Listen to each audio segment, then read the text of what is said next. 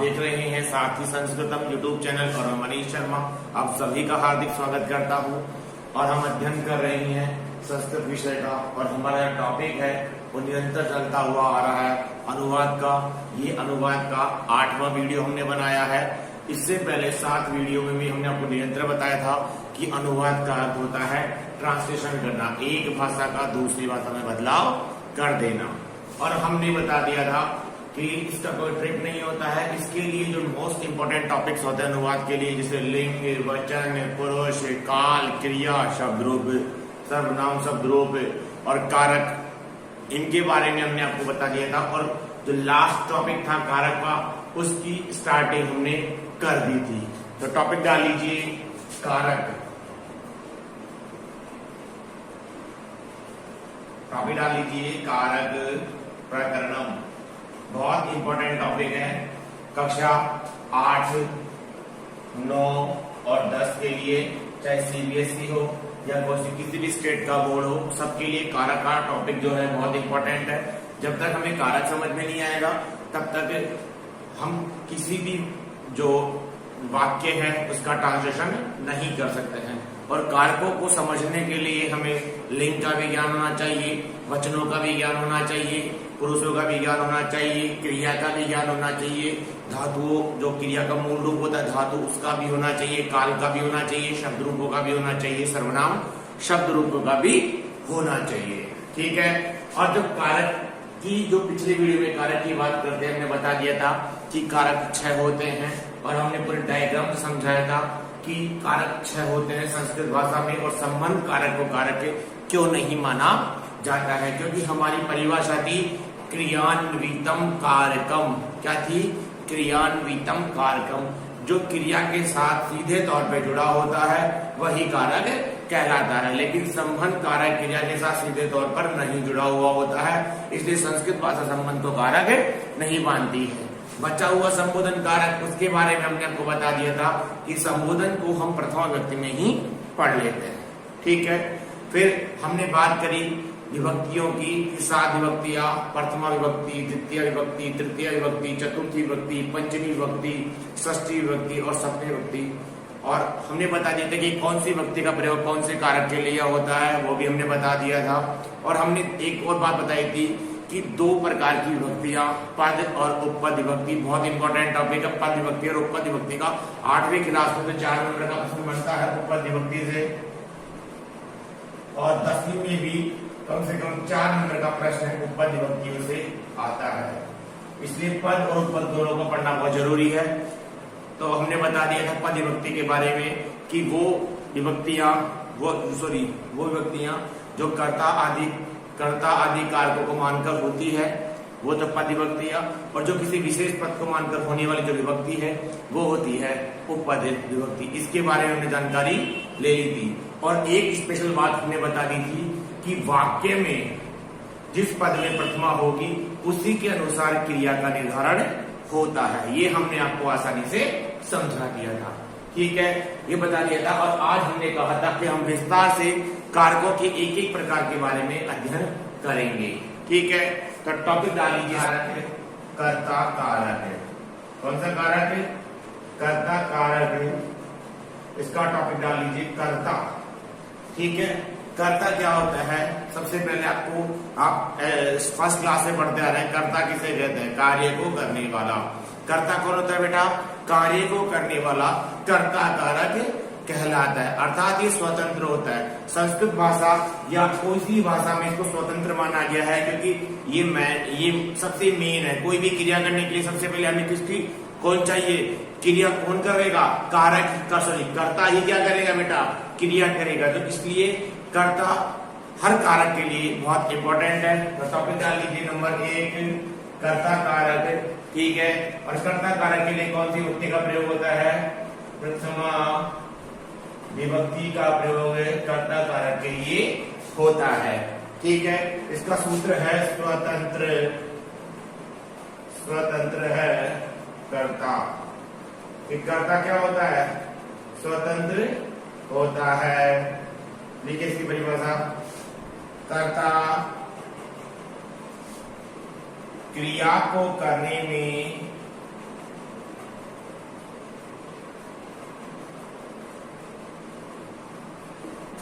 सर्वाधिक स्वतंत्र होता है। सर्वाधिक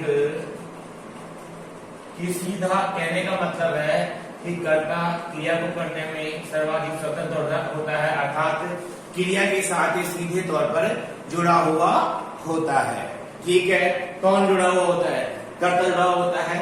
अब देखो मैं यहाँ पे इसके लिए किस व्यक्ति का प्रयोग हुआ? कर्ता कारक के लिए प्रथमा व्यक्ति का प्रयोग हुआ, और हमने शब्द को बता दिया था कि प्रथमा व्यक्ति वाली लाइन कैसे बनती है? राम है, राम, रामहा, ये लिखा था, ये लिखा था ना, इसका लिंग के लिखा था रमा, रमे, सेंटेंस बना के बताऊंगा आपको मैं, रमाहा।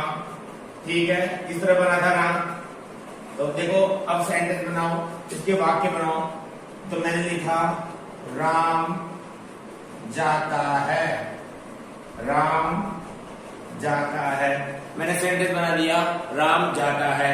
अब राम क्या है? राम है कर्ता, कि जहां जहां कर्ता, जहां जहां क्रिया होगी, क्रिया के साथ हमेशा कौन होगा बेटा? कर्ता होगा।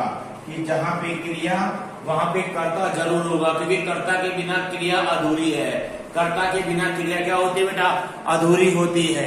ठीक है, जब ये सेंटेंस है कि राम जाता है, और हमने बता दिया था कि वाक्य में जिसमें प्रथमा उसके साथ से ही क्रिया का निर्धारण। अब राम देखो कौन सा लिंग है? अगर लिंग के तो बात ही नहीं है, सीधा नाम दे दिया, संज्ञा दे दिया, तो कैसे बनेगा? राम, एक राम है तो राम है, क्या बनता है राम के लिए? राम है, क्या बनेगा? राम है। और धातु रूपी आपको मैंने बता दिया था, पठती, पठत है और पठंती, इस प्रकार से बताया था। और जाने के लिए कौन सा आएगा बेटा? गच्छ धातु से गच्छति, जाने के लिए गच्छ धातु, तो क्या बन जाएगा? गच्छति। तो क्या करोगे? राम है गच्छति। पिछली वाली कॉपी को जिसमें आपका लिखा होगा, आपने मेरे वीडियो में बताया था, उस कॉपी को साइड में निकाल कर रख लीजिए, जिसमें धातु रूप और शब्द रूप लिखे हुए हैं, आपको बड़ा आसानी से समझ में आ जाएगा। ठीक है, वैसे ही अगला देखिए, मैं लिखता हूं कि दो बालक पढ़ते हैं। ये सेंटेंस बना दिया मैंने, क्या बना दिया? दो बालक पढ़ते हैं। तो देखिए एक सेंटेंस में 3-4 चीजें बहुत इंपॉर्टेंट होती है। सबसे पहले लिंग, पुरुष और वचन। ठीक है, अब देखिए लिंग बालक आ गया तो पुल्लिंग का वाक्य है, आकारांत बनेगा इसमें। ठीक है, क्रिया कौन सी है? पढ़ना क्रिया, पठ धातु आएगी इसमें। ठीक है, और दो दे दिया तो द्विवचन का वाक्य हो गया। अब इसमें क्या लिखा हुआ है? दो बालक पढ़ते हैं। अब द्विवचन के लिए दो क्या होता है? रामो बनाना। और हमने बताया था कि जितने भी आकारांत पुल्लिंग शब्द होंगे वो राम शब्द की तरह ही चलेंगे। तो रामो बना तो क्या बन गया? बालक के आगे औ की मात्रा लग गई, बालकौ, क्या बन गया? बालकौ बन गया, बालकौ बन गया ना। ठीक है, तो दो हो गया, द्विवचन का हो गया, दो को हमने इसमें पढ़ लिया बालकौ। तो क्या करें हमने? बालकौ, क्या लिखा? बालकौ। अब हमारा नियम कहता है कि वाक्य में जिस पद, जिस वचन और जिस लिंग का कर्ता होगा, उसी वचन, उसी पुरुष, उसी लिंग की क्रिया हो जाएगी। अब देखो कर्ता द्विवचन का है ना, कर्ता द्विवचन का है तो क्रिया भी किस वचन की हो जाएगी बेटा? द्विवचन की। क्रिया भी कौन से वचन की हो जाएगी? द्विवचन की। पढ़ती एक वचन की क्रिया है तो द्विवचन की क्रिया कौन सी है? पठत है। तो क्या बनेगा? बालकौ पठत है, यह आएगा बालकौ पठत है।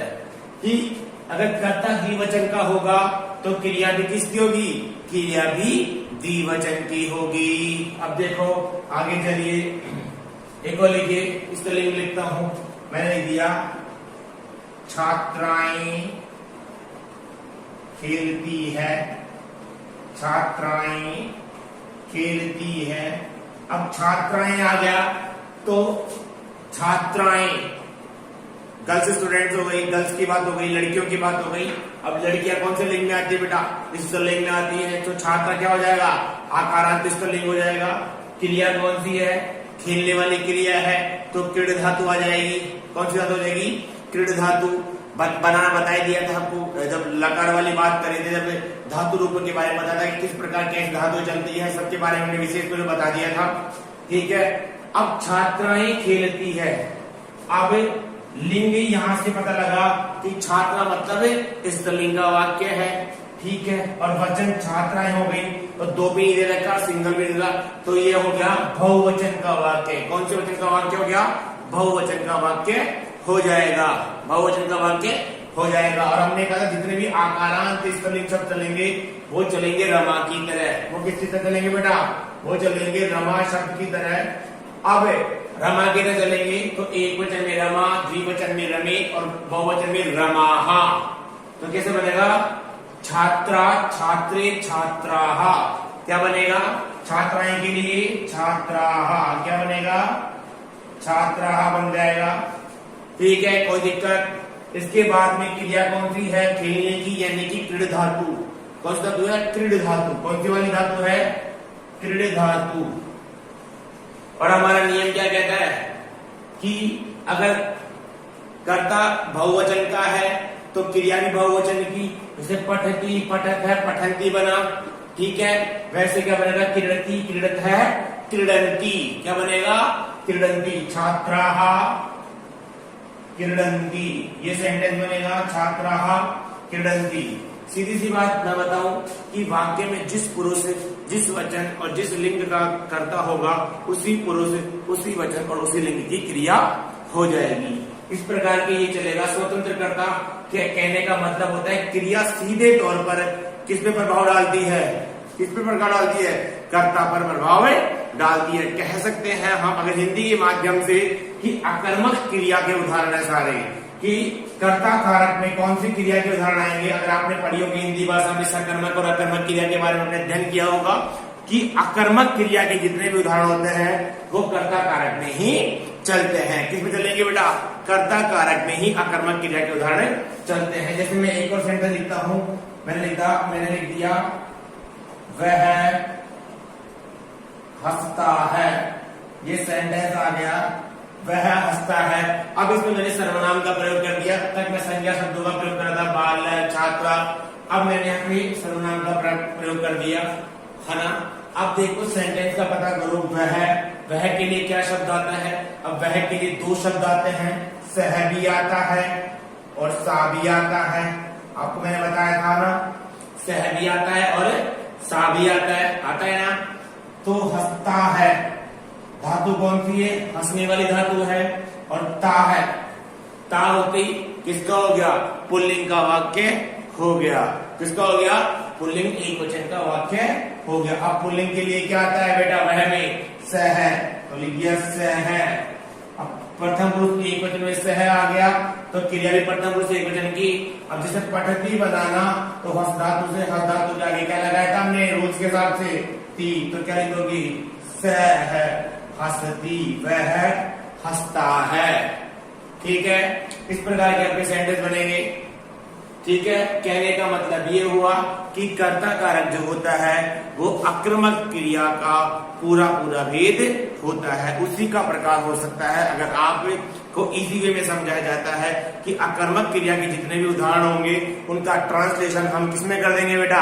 हम कर देंगे संस्कृत भाषा में, वो कर्ता कारक हो जाएगा।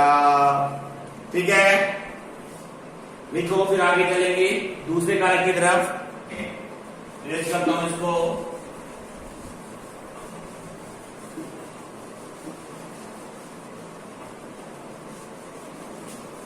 अब इसके आगे चलते हैं हम दूसरे कारक की तरफ।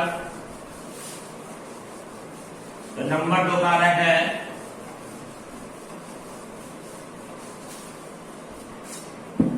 नंबर 2 टॉपिक है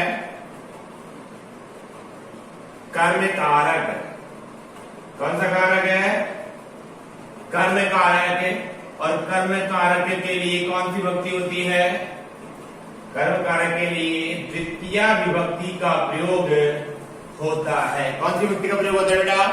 द्वितीय विभक्ति के लिए कर्म कारक का प्रयोग होता है। सीधी सीधी बात बता दूं, सकर्मक क्रिया वाला जो उदाहरण है वो इसी में चलेंगे। कहने का मतलब कि क्रिया, कहने का मतलब है कि कर्ता जो है वो किसको चाहता है, किस क्रिया के रूप में जिसको चाहेगा वही क्या होगा बेटा?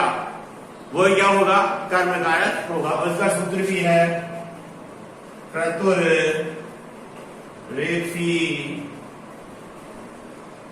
तत्मम कर्मम। ये सूत्र इसका कर्तुर एप्सितमम कर्मम।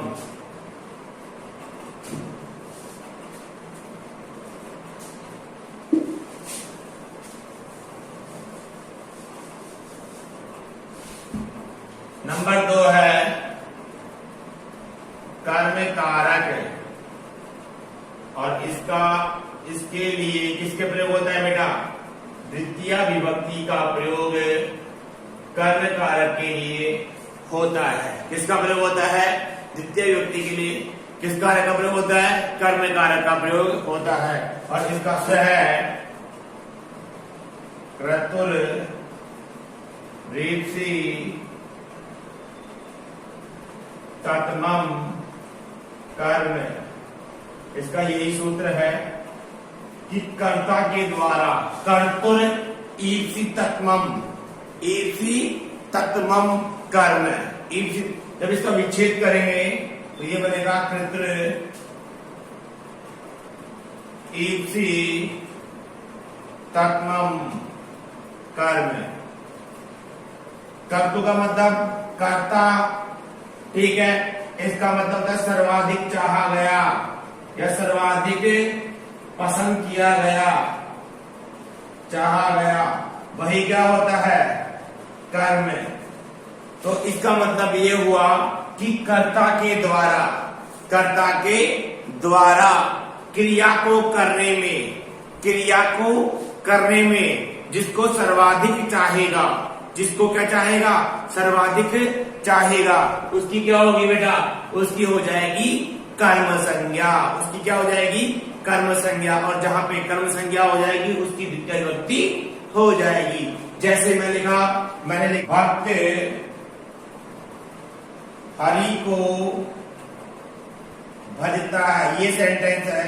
भक्त हरि को भजता है, ये सेंटेंस बना। इसमें जो भक्त है ये क्या है? ये है कर्ता। और क्रिया क्या है? भजना। क्रिया क्या है? भजना।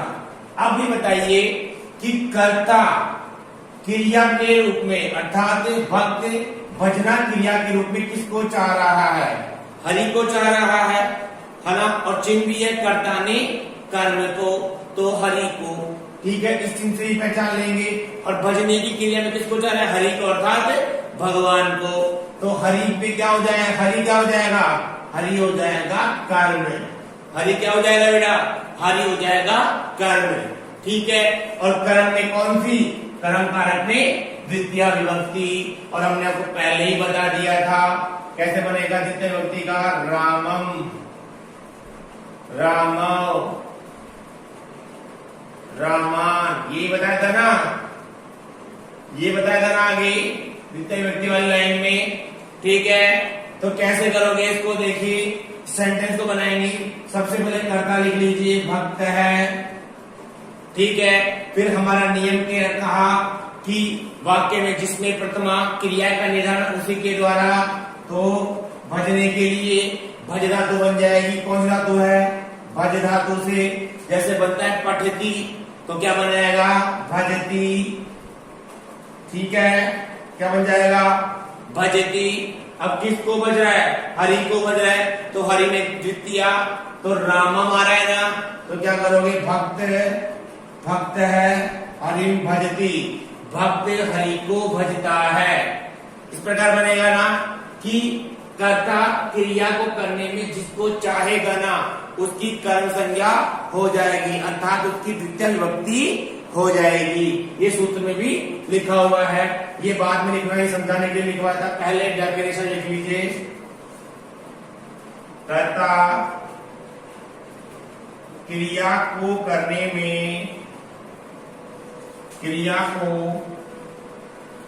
में जिस कारक को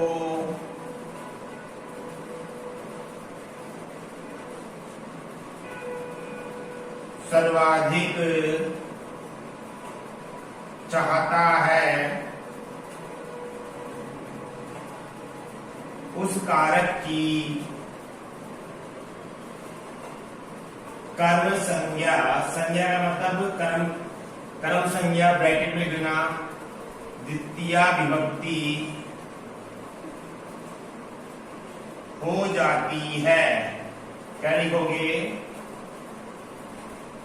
कि कर्ता क्रिया को करने में जिस कारक को सर्वाधिक चाहता है उस कारक की कर्म संज्ञा अर्थात द्वितीय विभक्ति हो जाती है। ये मैंने आपको यहां बता दिया है। ठीक है, एक और एग्जांपल देखिए इसका।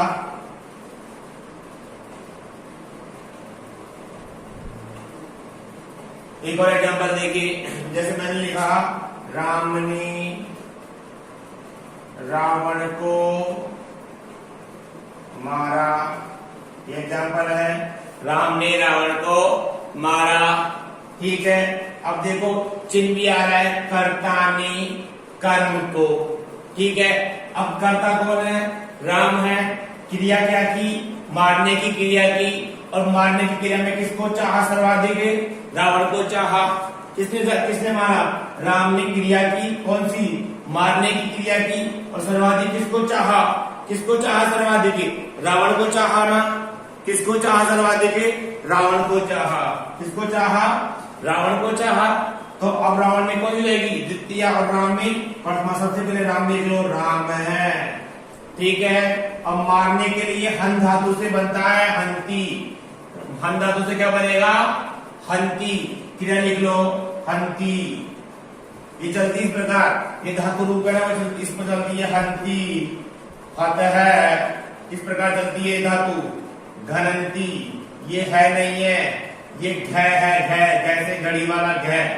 ठीक है, ये धातु किस प्रकार चलती है? हंती, हत है, घनंती। कि राम है हंती, राम ने मारा। अब किसको मारा? रावण को मारा। तो देखो द्वितीय एकवचन में रामम बनाना, अकारण पुल्लिंग शब्द है, तो क्या बन जाएगा? रामम। सीधी सी बात बता दूं कि द्वितीय एकवचन में कोई सा भी शब्द हो, कोई सा भी कारांत हो, आकारांत, इकारांत, उकारांत, उकारांत, ऋकारांत, सब में शब्द के आगे, पद के आगे क्या लगा देना है बेटा? अम लगा देना है। ठीक है, तो क्या बन जाएगा? रावणम। राम है, रावणम हंती, राम ने रावण को मारा। यही सेंटेंस बनेगा, कोई दिक्कत? ठीक है, वैसे आगे देखते हैं, एक और सेंटेंस देख लीजिए, फिर आगे चलेंगे। जैसे मैंने लिखा छात्र, एक सेंटेंस में छात्र पुस्तक पढ़ता है। सबसे पहले करता कौन? छात्र। क्या क्रिया की? पढ़ने की क्रिया की, और किसको चाहा पढ़ने की क्रिया में? पुस्तक को चाहा। तो छात्र की हो जाएगी प्रथमा, यानी कि छात्र है कर्ता कारक, छात्र है। छात्र क्रिया तो एक वचन का है, पठती। क्रिया का निर्धारण इसके द्वारा ही होगा, ये विशेष रूप से ध्यान रखना। ठीक है, अब पुस्तक एक वचन है तो क्या बन जाएगा? पुस्तकम। छात्र है, पुस्तकम पठती, छात्र पुस्तक पढ़ता है। ठीक है, चलिए एक सेंटेंस आप खुद बनाइए कि आपको समझ में आया नहीं आया, फिर आगे चलते हैं। जैसे मैंने लिख दिया कि मैं विद्यालय जाता हूं। मैं विद्यालय जाता हूं, कंफ्यूजन नहीं होना है। ये सेंटेंस क्या? मैं विद्यालय जाता हूं, धातु रूप याद करवाया था, ये सर्वनाम सब लिख दिया मैंने। अब मैं के लिए मैंने क्या बताया था? उत्तम पुरुष एक वचन का वाक्य अहम। अब मैं जाने की क्रिया में किसको चाह रहा हूं? विद्यालय को चाह रहा हूं, तो विद्यालय में द्वितीय विभक्ति हो जाएगी, लेकिन अहम आ गया। उत्तम पुरुष एक वचन की क्रिया है, उत्तम पुरुष एक वचन की क्रिया है, और उत्तम पुरुष की एक वचन क्रिया में क्या बताया मैंने? पठती, पठत, पठंती, पठसी, पठत, पठत, पठामी। पहले धातु कौन सी है? गच्छ, तो क्या बन जाएगा? अहम। क्या बन जाएगा? गच्छामी। ठीक है। विद्यालय के लिए विद्यालयम, अहम विद्यालयम गच्छामि, मैं विद्यालय जाता हूं। इस प्रकार सेंटेंस बन जाएगा। फिर एक और सेंटेंस देंगे। मैंने दिया कि तुम दोनों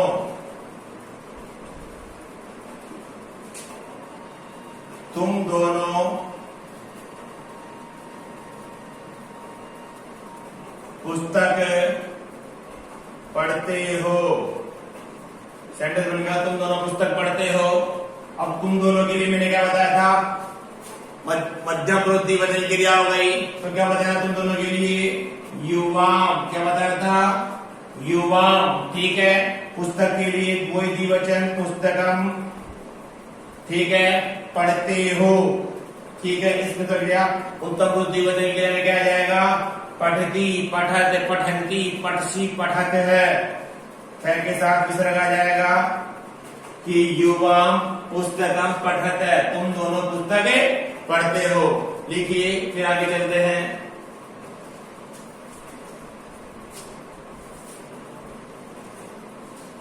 देखिए, ये आपकी पद वाली हो गई क्योंकि ये कारक को मानकर हो रही है। ये एक स्पेशल कारक को मानकर हो रही है, इसलिए ये कौन सी विभक्ति हो जाएगी बेटा, ये हो जाएगी पद विभक्ति। अब हम पढ़ेंगे द्वितीया की उपपद विभक्ति।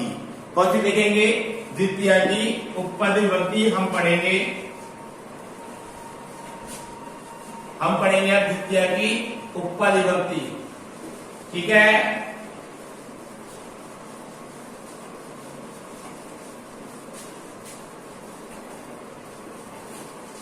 लिख लीजिए, कर्म कारक द्वितीया, लिख लीजिए द्वितीया उपपद विभक्ति। हमने पहले ही बता दिया था कि किसी विशेष पद को मानकर होने वाली जो विभक्तियां होती है, क्या बताया था कि किसी विशेष पद को मानकर होने वाली जो विभक्तियां होती है वो क्या होती है, वो सारी वो द्वितीया वो उपपद विभक्ति होती है। अब विशेष पद मैं यहां बताऊंगा कौन कौन से विशेष पद होंगे। देखिए, एक तो होता है अंतरा। कौन सा होता है, अंतरा। अंतरा का मतलब होता है बीच में, ये अव्यय है, अंतरा एक है, अंतरा बीच में। ठीक है। वैसे ही अंतरेण, इसका मतलब होता है बिना, अंतरा बीच में और अंतरेण बिना। और एक और होता है इसमें बिना, बिना। इन दोनों का मतलब क्या होता है बेटा, बिना। ठीक है, समझ में आ गया। ठीक है। लिखिए कि अंतरा बीच में, कि जिनके बीच का भाव हो, जिनके बीच का भाव होगा या जिनके बिना का भाव होगा, कि जिनके बीच का भाव होगा और जिनके बिना का भाव होगा, उस कारक की द्वितीय विभक्ति हो जाती है। तो लिखिए यहां परिभाषा, जिसके, जिनके बीच का भाव होगा तथा जिनके बिना का भाव होगा, उस कारक की होगा, उस पद की द्वितीया उपपद विभक्ति हो जाती है। क्या बता दिया, जिनके बीच का भाव होगा या जिनके बिना का भाव होगा, उस पद की द्वितीय विभक्ति हो जाती है। देखिए, एक एक सेंटेंस करते हैं। सबसे पहले अंतरा वाले लेंगे। अंतरा का मतलब होता है बीच में, अंतरा का मतलब क्या होता है, बीच में। ठीक है, अब मैंने लिख दिया कि राम और श्याम के बीच, राम और श्याम के बीच गणेश है। ये सेंटेंस बना दिया, राम और श्याम के बीच गणेश है। ये सेंटेंस मैंने बना दिया कि राम और श्याम के बीच गणेश है। हमारा नियम कहा कि जिनके बीच का भाव होगा, अब ये किनके बीच के भाव है, राम और श्याम के बीच का भाव है। ठीक है, तो इन दोनों की क्या हो जाएगी, इन दोनों की हो जाएगी द्वितीय विभक्ति। कौन सी हो जाएगी, द्वितीय विभक्ति। और हमने पहले बता रखा है क्या बनेगा, रामम, रामौ, रामः, ये तो बनेगा पुल्लिंग में। इस तरीके बनेगा रमाम, रमे और रमाः एज इट इज आ जाएगा। हमने पहले बता रखा है आपको, ठीक है, कि राम और श्याम के बीच में। अब द्वितीय होगी क्योंकि बीच का भाव आ रहा है, इन दोनों के बीच का भाव आ रहा है, तो द्वितीय हो जाएगी, तो बनाएंगे रामम। ठीक है, और के लिए च अव्यय लिख देंगे, और के लिए कौन सा अव्यय का प्रयोग कर लेंगे, च। और श्यामम, श्याम है तो क्या करा, रामम च श्यामम।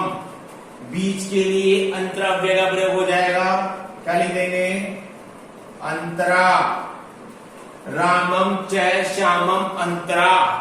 ठीक है, अब गणेश है। अब देखो हमने कहा था कि हर पद में प्रथम व्यक्ति जरूर होती है। ठीक है, अब यहाँ पे इन दोनों में प्रथमा हो, द्वितीय हो गई ना, क्योंकि इन दोनों के बीच की भाव हो गई तो दोनों में द्वितीय हो गई। तो गणेश में अपने आप ही कौन सी कर देंगे, हम प्रथमा कर देंगे। गणेश में क्या कर देंगे, प्रथमा। गणेश है, और हमने नियम बताया था कि वाक्य के जिस पद में प्रथमा विभक्ति होगी उसी के अनुसार क्रिया का निर्धारण हो जाएगा। तो क्या हो जाएगा, गणेश है। क्या सेंटेंस, क्या शब्द आया, गणेश है। गणेश प्रथम पुरुष एक वचन क्या है, और है के लिए प्रथम पुरुष एक वचन में आता है अस्ति। क्या आता है, अस्ति आता है। ठीक है, तो क्या लिखा कि रामम च श्यामम अंतरा, गणेश है, अस्ति, राम और श्याम के बीच गणेश है। ठीक है, वैसे एक और सेंटेंस लिखिए, सीता और गीता के बीच सुशीला है। मैंने क्या लिखा, गीता और सीता के बीच सुशीला है। ठीक है, मैंने यहाँ पुल्लिंग का, अब यहाँ स्त्रीलिंग का वाक्य ले लिया। अब सीता और गीता, ठीक है, इन दोनों के बीच की बात हो रही है। ठीक है, अब सीताम क्या बन जाएगा, सीताम, और के लिए च अव्यय का प्रयोग कर देंगे, सीताम च गीताम। ठीक है, बीच के लिए अंतरा अव्यय का प्रयोग, सीताम च गीताम अंतरा। अब सुशीला के लिए हमने बताया था आकारांत स्त्रीलिंग में एज इट इज वही शब्द आ जाता है, तो क्या बन जाएगा, सुशीला। और सुशीला में प्रथमा होने के कारण क्रिया का निर्धारण है, क्रिया है यहाँ पे, तो क्या बन जाएगा, सुशीला अस्ति। की सीताम च गीताम अंतरा सुशीला अस्ति। कहने का मतलब ये हुआ कि अंतरा अव्यय के योग में जिन दोनों के बीच की बात की जाएगी उन दोनों के बीच में तृतीय विभक्ति हो जाएगी। ठीक है, चले आगे। अब बात करते हैं अंतरेण की। ठीक है, अंतरेण और बिना, ये दो अव्यय हैं। इन दोनों के योग, इन दोनों का मतलब होता है बिना। जिसके बिना का भाव होगा उसकी द्वितीय हो जाएगी। अब मैं यहां लिख रहा हूं कि राजेश के बिना सुरेश नहीं खेलता, नहीं खेलता है। राजेश के बिना सुरेश नहीं खेलता है। अब जिसके बिना का भाव होगा, ठीक है, अब यहाँ पे किस सेंटेंस में किसके बिना का भाव है? राजेश के बिना का भाव है। और हमारा नियम क्या कह रहा है कि जिनके बिना का भाव होगा उसकी द्वितीया हो जाएगी। तो इस पद में किसकी होगी? राजेश की द्वितीया हो जाएगी और सुरेश की क्या हो जाएगी? प्रथमा। तो यही करता है। ठीक है, तो कैसे बनेगा? राजेशम, बिना के लिए अंतरेण अव्यय का प्रयोग कर दिया, राजेशम अंतरेण। ठीक है, क्या बना? राजेशम अंतरेण सुरेश नहीं खेलता है। तो क्या आ जाएगा? सुरेश में प्रथमा कर देंगे, सुरेश है। और नहीं के लिए न अव्यय का प्रयोग। नहीं के लिए किस अव्यय का प्रयोग कर देंगे? नहीं के लिए न अव्यय का प्रयोग कर देंगे, न। अब प्रथमा एक वचन है, इसमें क्रीडती क्या बन जाएगा? क्रीडती कि राजेशम अंतरेण सुरेश है न क्रीडती कि राजेश के बिना सुरेश नहीं खेलता है। ठीक है, एक और लिखो, इस तरह में देता हूं, गीता के बिना राधा नहीं जाती है। गीता के बिना राधा नहीं जाती है। ठीक है, अब बताओ किसके बिना की बात हो गई? गीता की हो गई। तो क्या बन जाएगा? गीताम। ठीक है, अब मैं बिना क्या करूंगा? गीताम बिना। ठीक है, राधा में प्रथमा हो जाएगी। हमने बताया था कि एज इट इज लिखते हैं इस तलिक शब्द में। राधा नहीं के लिए न अव्यय का प्रयोग किया और राधा शब्द क्रिया के हम जाने के लिए गच्छ धातु से बन जाएगा गच्छति। क्या बन जाएगा? गच्छति कि गीता बिना राधा न गच्छति। ठीक है, समझ में आया? अंतरा और अंतरेण का भाव कि जिनके बीच का तथा जिनके बिना का भाव होगा उसकी क्या हो जाती है? उनकी द्वितीय उपपद विभक्ति हो जाती है। ठीक है, चलिए आगे वाले देखते हैं।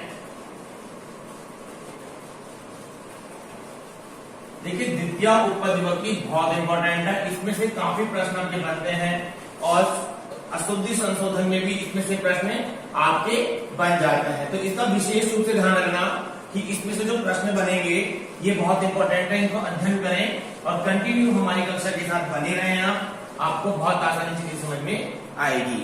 ठीक है, अब आगे चलते हैं।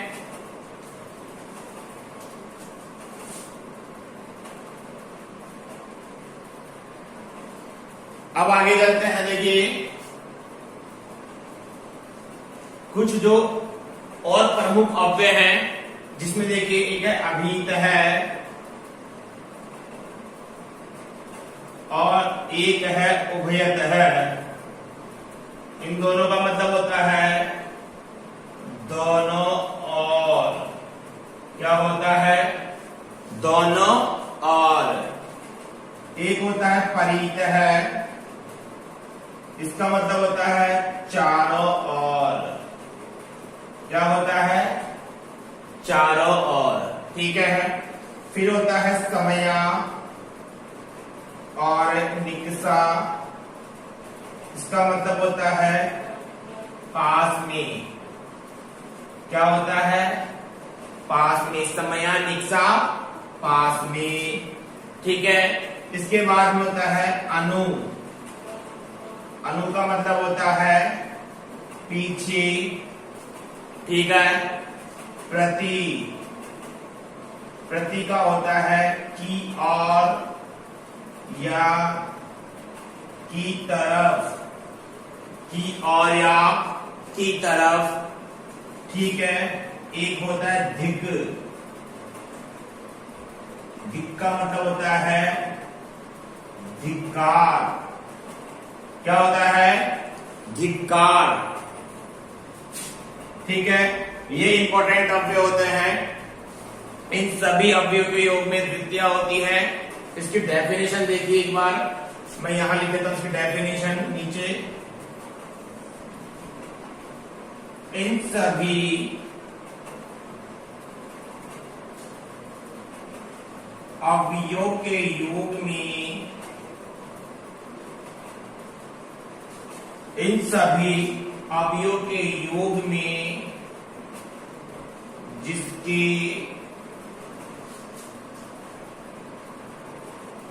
दोनों ओर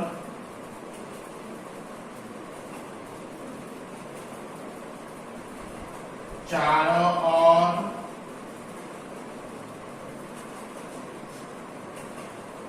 पास का पीछे का की तरफ का तथा जिससे धिक्कार हो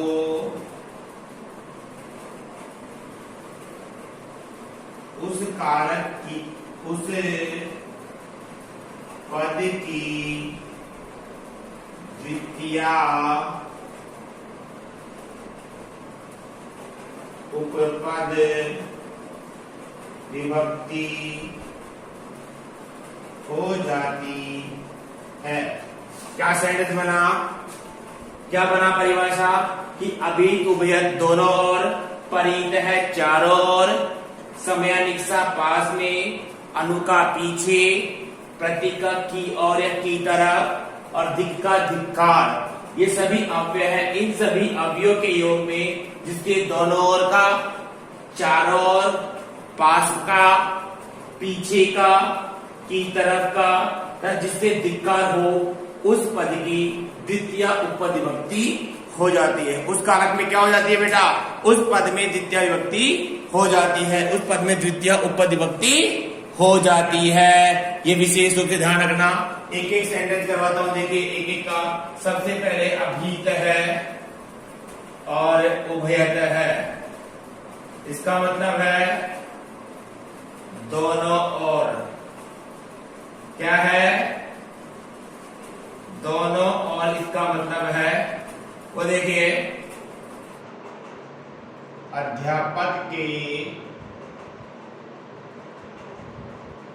दोनों ओर छात्र हैं। क्या लिखा कि अध्यापक के दोनों ओर छात्र हैं, यह सेंटेंस लिखा। अब दोनों ओर की जब बात होती है तो अभी तव्य का प्रयोग हो जाएगा, उभयत का होगा। और क्या लिखा कि जिसके दोनों ओर की बात है उसकी द्वितीय, और क्या लिखा छात्र हैं। अब दोनों ओर है तो एक वचन तो होगा नहीं, होगा कौन सा, या तो बहुवचन होगा या द्विवचन होगा। ठीक है, तो छात्र के लिए देखो स्वरूप बनेंगे राम की तरह। प्रथम में छात्र है, छात्र और छात्रा प्रथमा होगी क्योंकि राम में, क्योंकि अध्यापक में कौन सी हो जाएगी, द्वितीय हो जाएगी। तो छात्र में कौन सी हो जाएगी, प्रथमा हो जाएगी। तो बहुवचन का वाक्य हो जाएगा। ठीक है, और है के लिए एक वचन में लिखते हैं अस्ति, द्विवचन में लिखते हैं स्तः और बहुवचन में लिखते हैं सन्ति।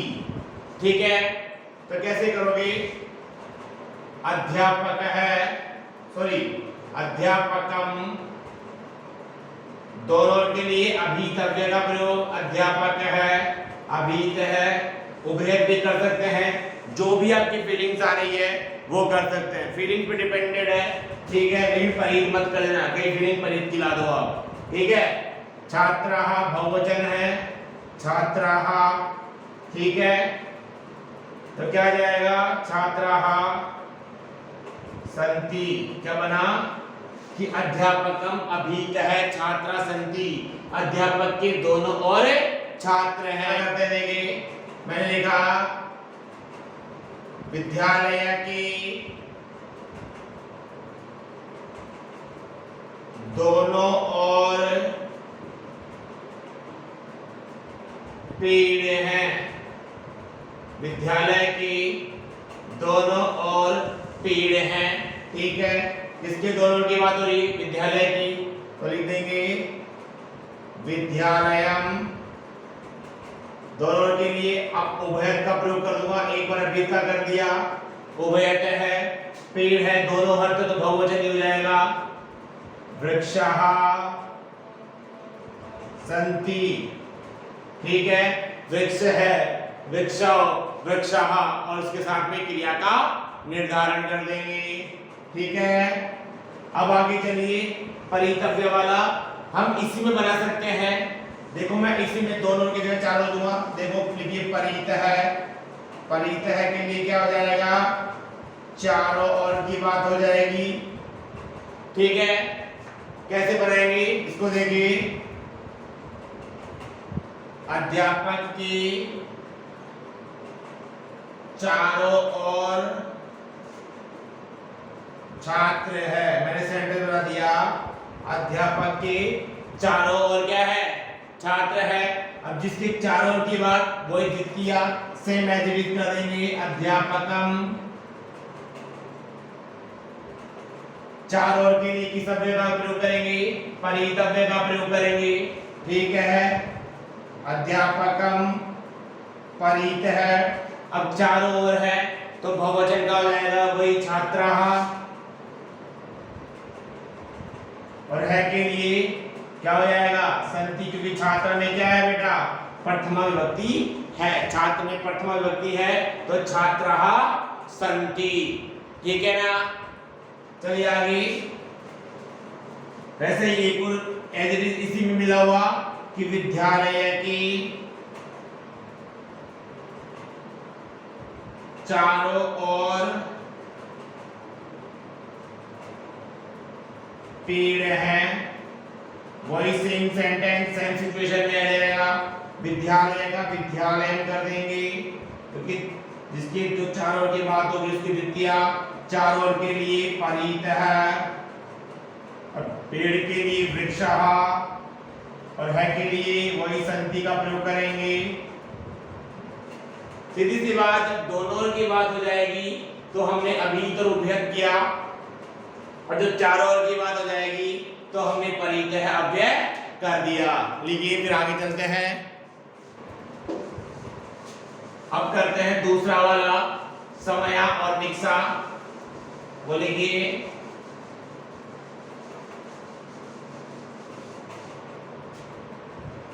देखिए समया निक्सा वही पास का भाव, समया या निक्सा दोनों का मतलब होता है पास।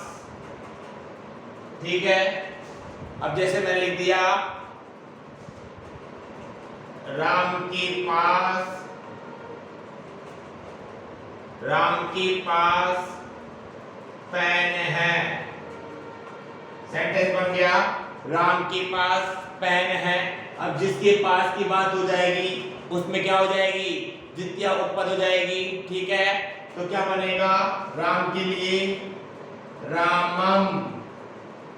ठीक है, पास के लिए समया अव्यय का प्रयोग करूंगा, समया रामम, रामम समया।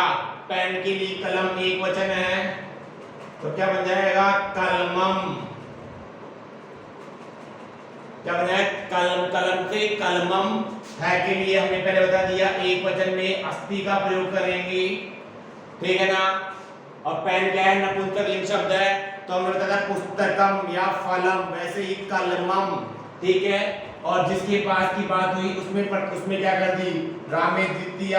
सब पास के लिए समय अव्यय का प्रयोग, पेन के लिए कलम का प्रयोग कर लिया, और है के लिए अस्थि का प्रयोग कर लिया, क्योंकि यहाँ पे कलम में क्या है बेटा, प्रथमा है ना, और प्रथमा के अनुसार क्रिया का निर्धारण। ठीक है, वैसे आगे लिखिए सीता के पास उर्मिला बैठी है। सेंटेंस क्या है, सीता के पास उर्मिला बैठी है। ठीक है, अब किसके पास बैठी है, सीता के पास, तो रमाम बनाना, तो क्या बन जाएगा, सीताम। ठीक है, पहले समय का करा, अब निक्सा का करूंगा, निक्सा, सीताम निक्सा। ठीक है, अब उर्मिला एज इट इज बनेगा क्योंकि आकारांत शब्द है, उर्मिला आ रहा है ना, आकारांत स्थलिक शब्द है, एज इट इज आ जाएगा उर्मिला। और बैठने के लिए धातु चलती है तिष्ठ धातु। कौन चलती है, तिष्ठ। एक वचन है तो क्या बनेगा, पठती की तरह तिष्ठति। क्या बनेगा? तिष्ठति। सीताम निक्षा उर्मिला तिष्ठति। सीता निक्षा का मतलब पास में, उर्मिला बैठ, तिष्ठति का मतलब बैठी है। सीता के पास उर्मिला बैठी है। ठीक है, कोई दिक्कत? कि जिसके पास की बात होगी उसमें द्वितीय विभक्ति हो जाएगी। ठीक है, इसको हटा करके अब अनु की बात करें, पीछे की बात करेंगे। ठीक है, अनु पीछे, देखिए गणेश के पीछे मुकेश है। गणेश के पीछे मुकेश है। ठीक है, ये बना सेंटेंस, गणेश के पीछे मुकेश है। अब जिसके पीछे की बात हो उसमें द्वितीय। अब किसके पीछे की बात हो रही है? गणेश के पीछे की बात, तो गणेश में क्या हो जाएगी? द्वितीय। बच गया जो पद है उसमें प्रथमा हो जाएगी। अब उसी के अनुसार क्रिया का निर्धारण। ठीक है, और हमने है कि नहीं बताया दिया है, एक वचन में क्या आएगा? तो क्या बन जाएगा? गणेशम। क्या बन जाएगा? गणेशम। पीछे के लिए अनुव्यय का प्रयोग करेंगे, गणेशम अनु। ठीक है, और मुकेश के लिए एक वचन में पुल्लिंग शब्द है, मुकेश है, अस्ति। क्या है? अस्ति। मुकेश है, गणेशम अनु मुकेश है, अस्ति। गणेश के पीछे कौन है? गणेश के पीछे मुकेश है। ठीक है, उसी प्रकार एक और सेंटेंस देखिए, चोर के पीछे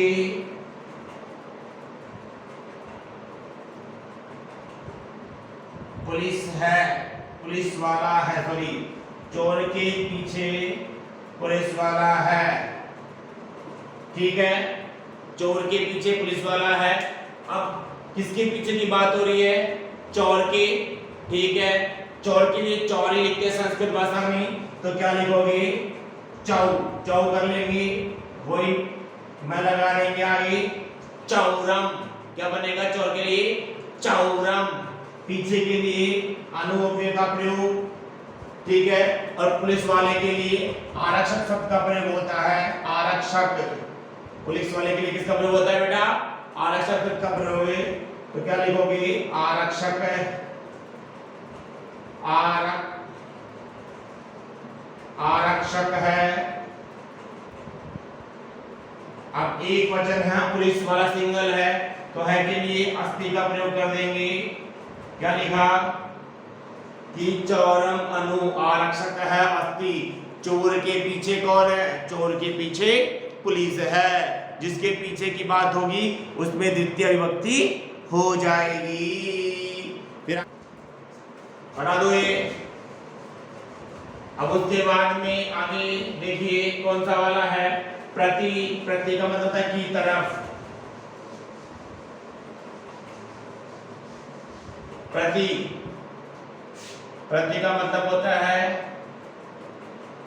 की और या की तरफ। प्रति का मतलब होता है की और या की तरफ। जिसकी और का भाव हो या जिसकी तरफ का भाव हो उसकी क्या हो जाएगी? द्वितीय विभक्ति हो जाएगी, सेकंड वाली विभक्ति हो जाएगी। इसका राम वन की ओर जाता है, राम वन की ओर जाता है। ठीक है, किसकी ओर जाता है? वन की ओर। अब जिसकी ओर जा रहा है उसकी क्या हो जाएगी? द्वितीय हो जाएगी, और राम में प्रथमा हो जाएगी। अब ये मतलब है राम में कर दो। जिसकी ओर की बात हो, जिसके तरफ की बात हो, जिधर जाने की बात हो, उसकी क्या हो जाएगी? द्वितीय। तो वन में द्वितीय होगी, ये ध्यान रखना। और क्रिया का निर्धारण यहाँ पे राम के अनुसार होगा। कहीं तुम सोचो सर ने पहले इसके बगल से करा था, अब इधर से कर रहे हैं। सेंटेंस को पढ़ो, जिसकी तरफ की बात होगी उसकी क्या हो जाएगी? द्वितीय। तो राम में प्रथमा हो जाएगी, राम है। और वन के लिए एक शब्द है अरण्य। कौन सा शब्द है? अरण्य। अरण्य नपुंसकलिंग शब्द है, तो फलम फले फलानी फलम, तो अरण्यम, अरण्यम। राम है अरण्यम की ओर कितने प्रति, और इसी के साथ क्रिया का निदान एक वचन है गच्छति, क्या आ जाएगा गच्छति। राम जंगल की तरफ जाता है, किसकी तरफ, या जंगल की ओर जाता है, ठीक है। वैसे लिखिए छात्र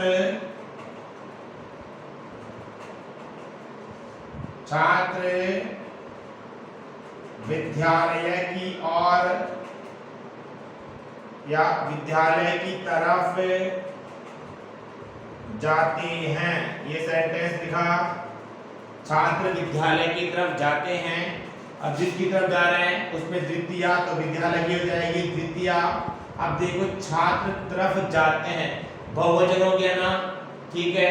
तो छात्राः एक वचन में क्या बनेगा, छात्राः। राम है रामो रामः, क्या बनेगा, राम है रामो रामः, ठीक है, ये बनेगा ना, राम है रामो रामः। यहाँ पे रामः नहीं आएगा, सेंटेंस है केवल रामान बनेगा यहाँ पे, ये देख लेना ढंग से, ठीक है, थोड़ा सा गलती से हो गया होगा, ठीक है। छात्राः कोई दिक्कत, क्या बनेगा, छात्राः। विद्यालय के लिए विद्यालयम, तरफ के लिए प्रति। अब ये बहुवचन है तो क्रिया बहुवचन क्या जाएगी, गच्छति गच्छति गच्छत गच्छन्ति, क्या बनेगा गच्छन्ति, क्या बनेगा गच्छन्ति।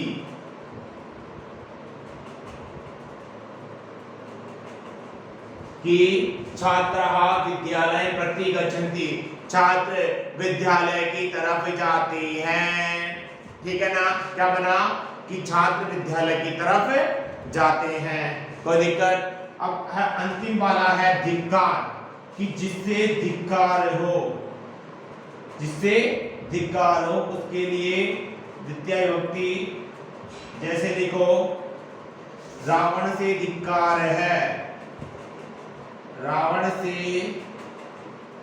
धिक्कार है। देखो इस सेंटेंस में कारक प्रथमा नहीं है, कि जिससे धिक्कार हो द्वितीया, तो इतना ही लिखेंगे, ठीक है। तो क्या करोगे, अब जहां पे कर्ता नहीं होगा जिस भी वाक्य में, उसमें क्रिया हमेशा प्रथम पुरुष एक वचन की ही आती है। जहां पे कर्ता नहीं होता, अर्थात जहां से क्रिया का निर्धारण नहीं कर पाएंगे, तो वहां पे क्रिया प्रथम पुरुष एक वचन की ही आएगी। तो क्या करोगे, रावणम, धिक्कार के लिए धिक अस्ति, रावण धिक अस्ति, क्योंकि रावण ने कार्य धिक्कार वाले किए थे, माता सीता का अपहरण किया था, और एक स्त्री का अपहरण करना धिक्कार के लायक है, धिक्कार का कार्य है, ठीक है। वैसे ही दुर्योधन से धिक्कार है, दुर्योधन से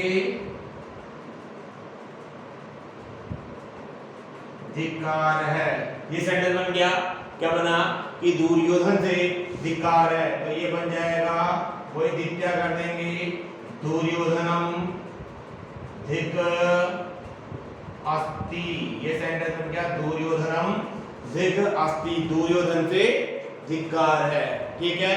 कि जिससे भी धिक्कार होगा उसकी क्या हो जाएगी, उसकी हो जाएगी द्वितीय उपपद विभक्ति।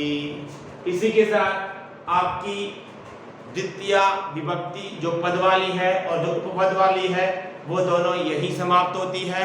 इसी में से आपकी कक्षा 10, 8 और 9 में प्रश्न बनते हैं, इसके अलावा आपके प्रश्न नहीं बनेंगे, बहुत इंपॉर्टेंट है, ठीक है। तो इसको आप समझिए, करिए, और इसके बाद में जो आगामी वीडियो होगा वो होगा तृतीय विभक्ति, यानी कि कर्ण कारक का। यदि हमारा वीडियो आपको समझ में आया हो तो हमारे वीडियो को लाइक करें, शेयर करें, सब्सक्राइब करें, जिससे हमारे आने वाले सभी वीडियो की जानकारी आपको जल्द से जल्द प्राप्त हो जाए।